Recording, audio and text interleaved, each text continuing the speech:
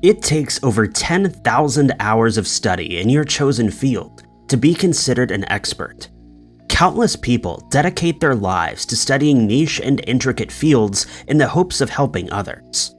Some of these experts go on to solve crimes and cold cases that have haunted communities. But there are just some creepy unsolved mysteries that continue to baffle even the smartest experts. Number 5. Suzanne Lindell was described as a bright and promising young woman in her community in Finland. Suzanne worked for Finnair at the Helsinki airport, and her young life was just starting. Unfortunately, Suzanne's life would be tragically cut short in what has become one of Finland's scariest unsolved mysteries. On August 7, 1976, Suzanne finished up her shift at the Helsinki airport, asking her colleagues whether anyone would like to spend the evening partying with her. After a long day at work, her coworkers declined, so Suzanne decided that she would head out with her sister. One of Suzanne's coworkers offered her a ride to Western Helsinki, and Suzanne got out of the car. The two exchanged goodbyes, never knowing it would be the last time that they would see each other. Suzanne's sister, Camilla, confirmed that the pair had met at the hotel at around 10 p.m. that night and discussed plans for the evening. The two walked together under the dim streetlights, not knowing that just hours later, Suzanne would be gone forever. The two sisters walked excitedly to the Helsinki club. This would be a decision that would change Suzanne's life forever and leave her family embroiled in one of Finland's biggest horror stories. At the Helsinki club, Suzanne met a Norwegian businessman who was in Finland for work, and the two immediately hit it off. They chatted over drinks and got to know each other. With the early morning hours slowly rolling in, Camilla decided she wanted to call it a night and told her sister that she was heading to the bus station to catch the late bus home. Suzanne and Camilla said goodbye at around 1:20 a.m. This was the last time that Camilla would see her sister, and within 24 hours, her world would be turned upside down. According to witnesses, Suzanne left with the Norwegian businessman and headed to his hotel room. It's been said that the two exchanged numbers and hoped to meet up again the next day. At 3 a.m., Suzanne gathered her things, said goodbye to the businessman, and headed out of the doors of the hotel. Unfortunately, Suzanne had missed the last bus home, and with no money and no car, she was forced to walk. It wasn't until the next afternoon that the full scope of the situation was realized. A tenant in the apartment block where Suzanne lived with her family found her body covered with her Finnair coat. Shocked at what he had found, he ran to the caretaker, who immediately called the police. Suzanne had met her end somewhere during her walk home, and now, almost 46 years later, her case continues to baffle experts. The caretaker of the building confirmed that Suzanne's keys must have been used to enter the basement, as only residents had access to that area. The Finnish police also confirmed that there was no sign of forced entry. Did Suzanne's attacker force her into the basement, or was the person responsible living in the very same apartment block? Suzanne's case garnered widespread media attention, and the residents of Helsinki were anxiously awaiting the police to make an arrest. A few men were suspected and arrested, but no solid evidence has ever been uncovered to link anyone to the case. There have been numerous theories, and the most prevalent is that Helsinki was plagued with a serial killer at the time of the crime. In the coming years, 2 more women would be found in the basements of their homes under similar circumstances to Suzanne. Were the women of Helsinki being preyed upon by a monster, or were these crimes merely a coincidence? In 2004, Suzanne's case was reopened, but so far, no new evidence has come to light. The Helsinki Police Department investigated hundreds of tips and leads, but have been unable to make any solid conclusions. August 7th, 2022 will mark the 46th anniversary of Suzanne's passing, and her family is desperate for answers. Anyone with information is asked to contact the Helsinki Police Department at 358-29-547-0011. Number 4. In 2019, the video game Man of Madan was published and received industry-wide praise. But it wasn't the game's graphics or mechanics that caught people's eye. The story behind the game is based on that of SS Urang Madan, a ship that is shrouded in mystery and strange goings-on. With the game's release, people began looking into the story of the SS Urang Madan, and once again, the story became a creepy internet mystery that most people couldn't help but dive into.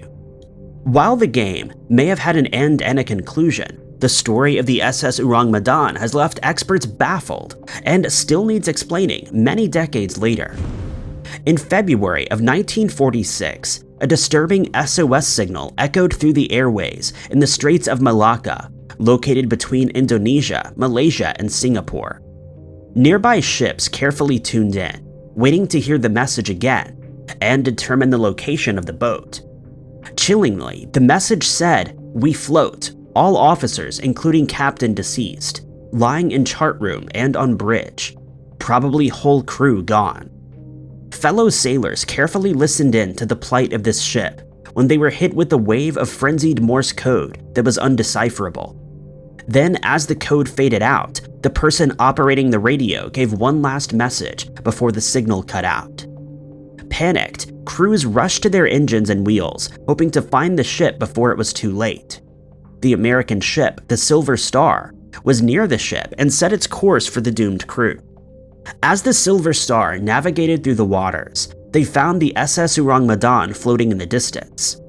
The ship was a Dutch cargo ship that was tasked with moving supplies from one place to another, so people were bewildered at how the ship had encountered trouble. The Silver Star was quickly on the scene, and as the American crew boarded the ship, nothing could have prepared them for what they were about to witness. Those first at the scene noted that the ship had no steam billowing from it, and the boat was eerily silent. The entire crew of 23 men were found deceased on the ship, but that wasn't the puzzling bit.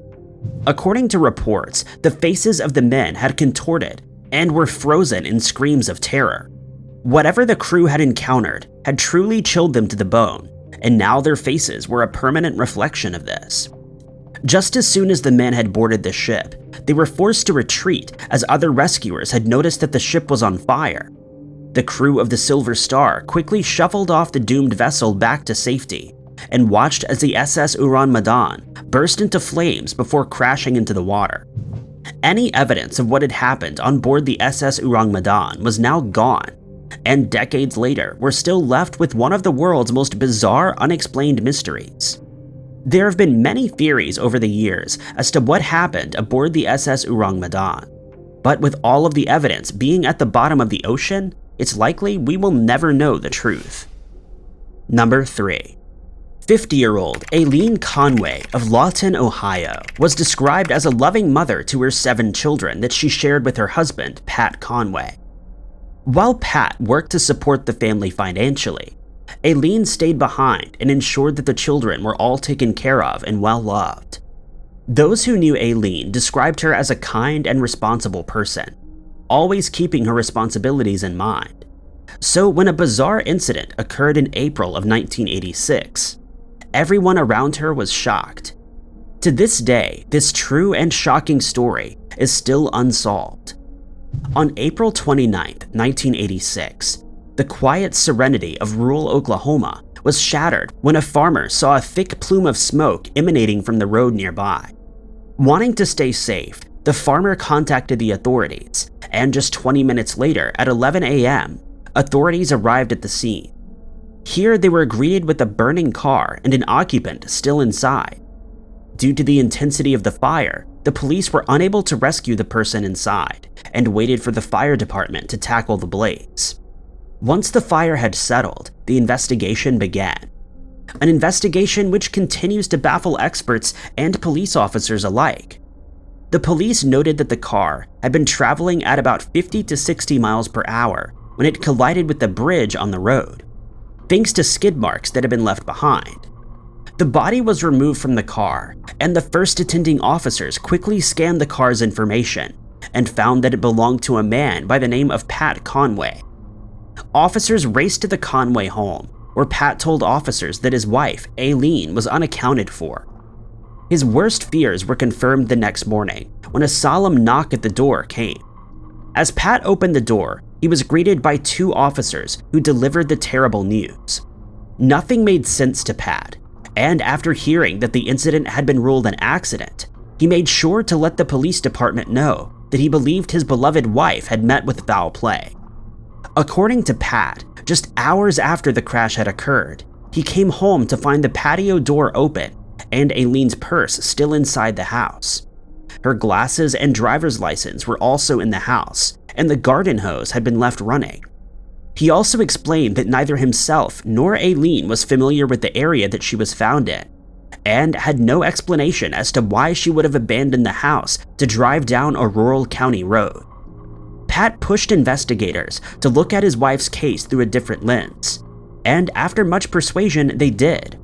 The district attorney changed the verdict from accidental to unexplained, and Aileen's case has remained under this verdict for the last 36 years.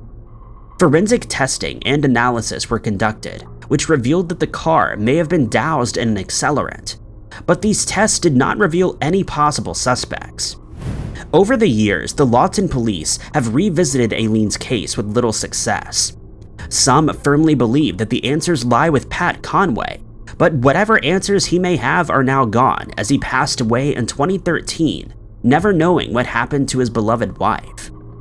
Aileen's children are now continuing the search for truth and justice, and there's a $10,000 reward available for information that leads to a conviction. Anyone with information is asked to contact the Lawton Police Department at 580-581-3270. Number 2. 21-year-old Cindy Song was just starting her academic career at the Pennsylvania State University when her life was cut short. Cindy was described as a bright and outgoing woman who had a bright future ahead of her. Unfortunately, 21 years later, the truth about what happened to Cindy remains a mystery, and her friends and family are still desperately searching for answers. After moving from South Korea to Virginia in 1995, Cindy Song prospered in her new environment. She did well in high school and was accepted to study at Pennsylvania State University. Her family in the US and South Korea were incredibly proud of Cindy and all that she had achieved. On October 31st, 2001, Cindy, along with her friends Stacy Paik and Lisa Kim, headed to a Halloween costume party at the nearby Players nightclub. The three friends danced well into the night, bumping into college friends and taking in all of the amazing costumes everyone had created. At around 2 a.m., the trio decided to leave the nightclub and head to the apartment of a friend. Reports indicate that Cindy, Stacy, and Lisa stayed at this apartment until 4 a.m. playing video games. By 4 a.m., the night was over, and Stacy and Lisa walked Cindy to her apartment, saying goodbye for what would be the last time. As the mischievous air of Halloween dissipated and November 1st came, Cindy's friends felt that something was wrong. When they tried to contact her the next morning, they got no response. This was out of character for Cindy, and they immediately called the authorities to let them know that their friend was missing. Soon, Cindy's dorm room was filled with officers who combed through her personal belongings looking for any clues. Cindy's bag and cell phone were found inside her room, leaving only her purse and costume unaccounted for. Several tips and leads came into the police in the hours and days following Cindy's disappearance, including an incident that took place over 200 miles away from her apartment. A witness had described seeing a woman matching Cindy's description being forced into the car of an unidentified Asian male with medium-length hair. Investigators have never confirmed whether this sighting is linked to Cindy's disappearance, and since 2001, her case has gone cold.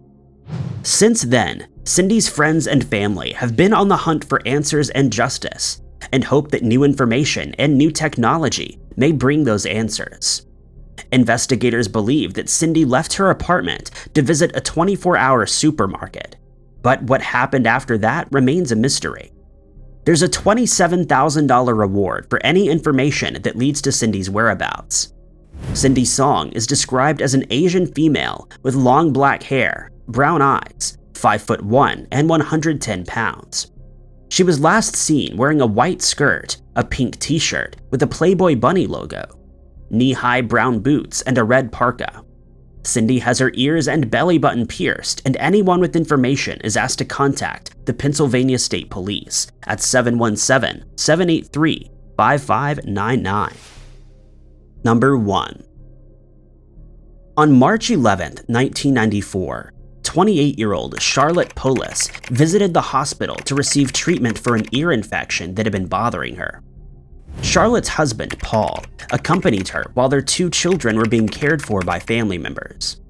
Hours later, Charlotte had received her treatment and was ready to go home. Paul helped her into the car and the 2 drove back to their home in Girard, Ohio. Before heading to bed, Charlotte called her mother for what would be the last time. The next morning, Charlotte's mother would call again, but this time, Charlotte was not there. Instead of hearing her daughter's voice at the other end of the phone, her mother heard Paul's, telling her that Charlotte was asleep and that she would call later. It wasn't until hours later that Charlotte's mother received yet another phone call, this time from the Girard Police Department, to let her know that her daughter had been reported missing.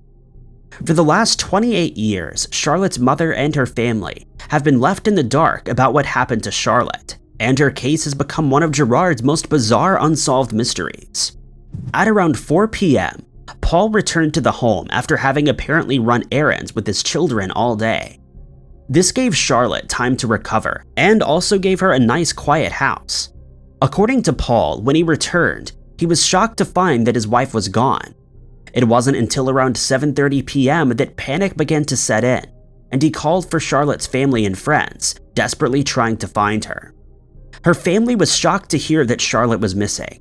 They knew her to be a devoted mother to her 2 children, and knew that she was recovering from a nasty ear infection. Several hours passed, and after no word from Charlotte, the Girard Police Department were called to the scene. Paul told investigators that at around 7:30 p.m., he had found Charlotte's purse in the house, and that's when he knew that something was very wrong. Investigators searched the residence and found that the house had been thoroughly cleaned shortly before they had arrived. To add to this, Charlotte's sister told investigators that she had noticed that the doors to the garden shed were bulging, almost as if the contents inside were about to spill out. Paul denied Charlotte's family access to the shed, and according to the Charlie Project, Paul became angry. By the time investigators had gotten to the shed to search it, the doors were back to normal, and nothing of interest was found inside. A forensic search was conducted in the house, but little evidence was recovered. A small stain was found in Carl's car, but unfortunately, in 1994, forensic technologies were not advanced enough to analyze the small stain. Investigators heavily believed that Paul was involved in his wife's disappearance, but without any evidence to prove it, he was let free. Since then, no further evidence has ever been uncovered, and Charlotte's case continues to baffle experts. Investigators do not believe that Charlotte left of her own volition, and after the fact, her family reported that in the days and weeks before her disappearance, she was acting strangely. She had asked her brother if he would look after the children should the worst happen to her, prompting her family to rally around her. Charlotte never told them whether something was happening at home, and to this day, she remains missing. Charlottepolis is described as a white female with black and brown curly hair and brown eyes. Charlotte was 5'2", 260 pounds, and had pierced ears. She was last seen wearing pajamas, and her family commented that she had left her winter coat behind when she left. Anyone with information is asked to contact the Girard Police Department at 330-545-0211, quoting case number 94032. Thank you guys so much for watching. If you liked this video, be sure to hit that like button. Also, don't forget to subscribe and click that notification bell to keep up to date with all of our future uploads. But my name is Ty Knotts, and I'll catch you guys in the next video.